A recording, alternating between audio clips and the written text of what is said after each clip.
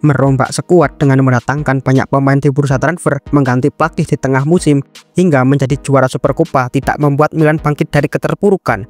Justru Milan kini semakin terpuruk dan terancam gagal melaju ke kompetisi Eropa di musim depan. Ketegangan di ruang ganti disinyalir menjadi salah satu penyebab terpuruknya Milan musim ini. Bagaimana ceritanya? Bagi para penggemar sepak bola, jangan lupa like dan subscribe.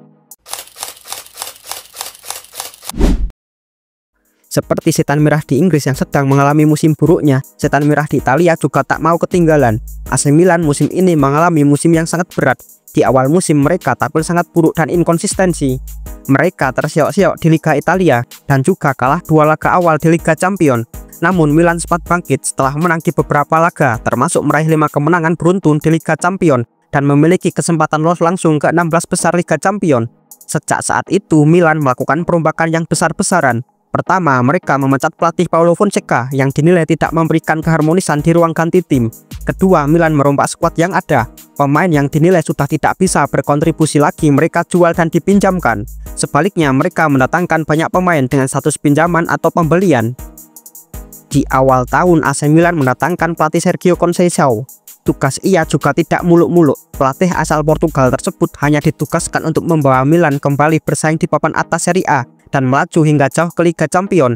Di awal kepelatihannya sempat memberikan harapan. Setelah Milan berhasil menjadi juara Supercopa Italia, tak tanggung-tanggung AC Milan mengalahkan Juventus dan Inter Milan sekaligus. Tentu gelar Supercopa memberikan rasa percaya diri untuk supporter AC Milan. Sayangnya itu semua tidak cukup. AC Milan tidak memperbaiki performanya. Justru rasanya AC Milan semakin terpuruk.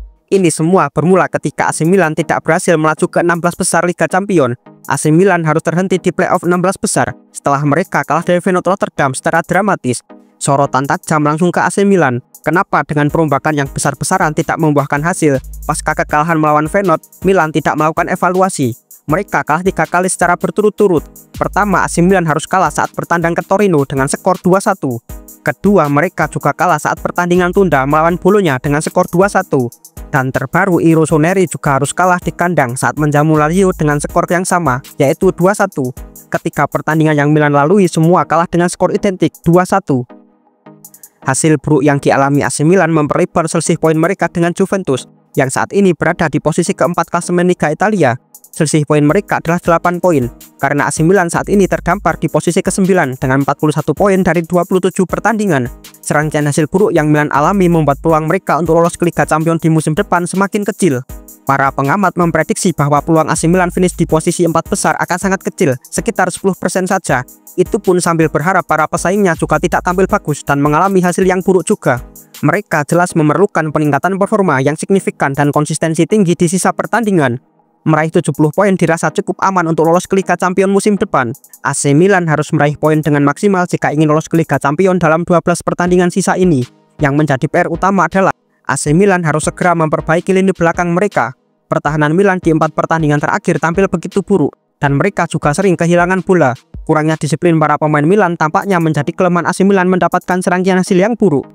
Hasil buruk ini juga membuat ruang ganti AC Milan semakin memanas. Terlihat beberapa pemain kesulitan menemukan solusi untuk memperbaiki performa tim. Buruknya ruang ganti AC Milan juga dikonfirmasi langsung oleh bek mereka, yaitu Matteo Gabbia. Gabbia mengakui jika situasi yang Milan hadapi tidak akan mudah untuk diatasi. Ia juga mengungkapkan pentingnya kebersamaan untuk melewati masa sulit ini. Gabbia juga berharap semua pemain dapat mencari jalan keluar terbaik dari permasalahan yang mereka hadapi. Ia juga masih sangat yakin dengan kemampuan rekan-rekannya, dan ia juga percaya AC Milan akan mengakhiri musim dengan baik. Namun hal ini bisa saja sangat sulit jika ruang ganti AC Milan tidak kondusif.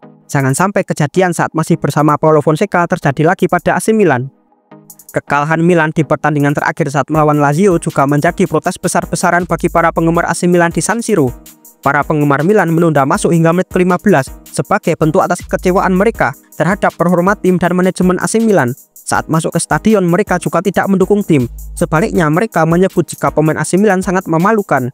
Protes juga dilakukan untuk mendesak pemilik AC Milan saat ini, yaitu Redknapp, agar segera mundur dan menjual AC Milan. Ini sangat wajar setelah performa Milan yang ditunjukkan saat ini.